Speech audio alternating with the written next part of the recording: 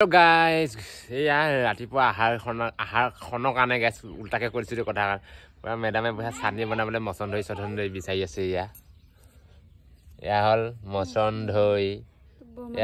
বমানিমুনি দেখিছে না গাইছ আমাৰ মানে মাটিত গুজা পদুলিত গুজা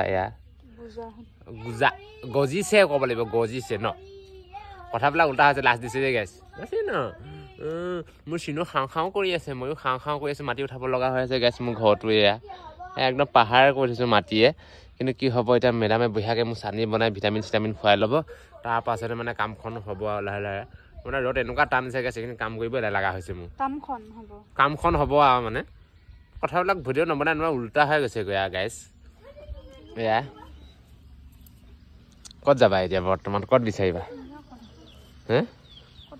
গাইছ খানাটো খাব লাগিব ফাটাফাট নহয় একদম চাটনি কেঁচা টকা বস্তু বুলি ক'লে মই বিৰাট ভাল পাওঁ মানে কেঁচাই খোৱা বস্তু এতিয়া মেডামে তাকে আয়োজন কৰি আছে কোনে কোনে খাই কমেণ্ট কৰি জনাই দিব দেই সেইটো মানে মোৰ শ্ৰীমতী হৈ যায় এইটো